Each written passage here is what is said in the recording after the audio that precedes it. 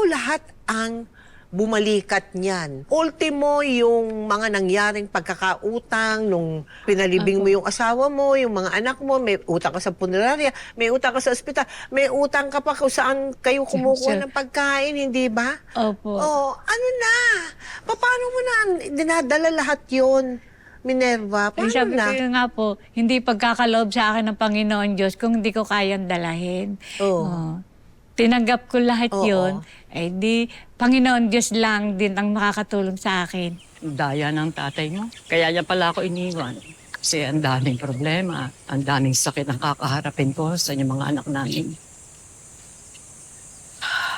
Ma, huwag ganyan, ma. Tipo mo na lang si tatay. Natutuwa ngayon kasi kasama na sila ni Nini.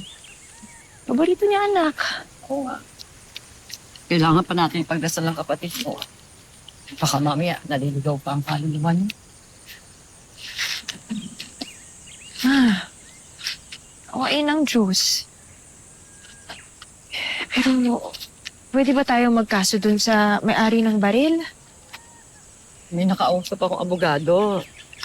Sabi niya, pwede naman daw, kaya lang parang 50-50 ang tsansa.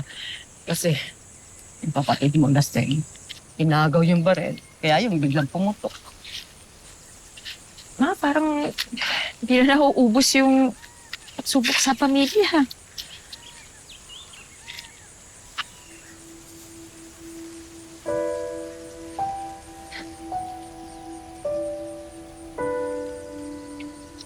Gusto ko na nga sumuko eh.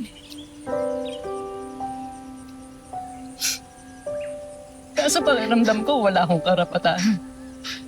Kasi ina ako. Ako yung ina. Ako yung dapat matatag para sa inyong mga anak ko. Hindi pwede.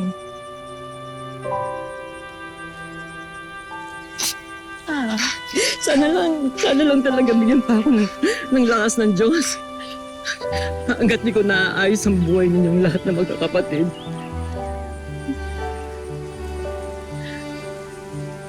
Nahihirapan na talaga.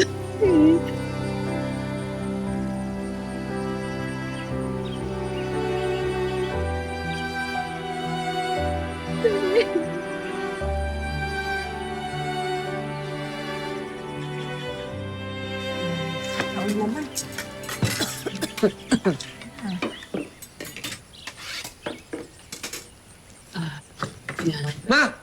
Ma! Oh, Nagpadala ng sulat yung korte. Basta nga.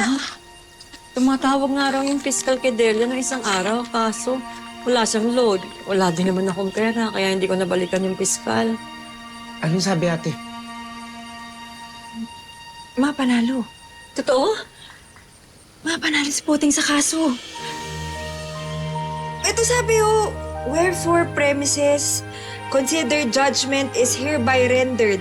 Accused, Nerio Paham, is hereby found guilty beyond reasonable doubt for the crime of murder, ma.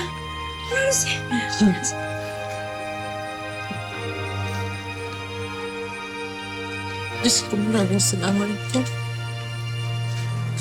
Maraming salamat binigyan niyo po ng hustisya pagkamatay ng anak ko. Totoong may batas. May batas.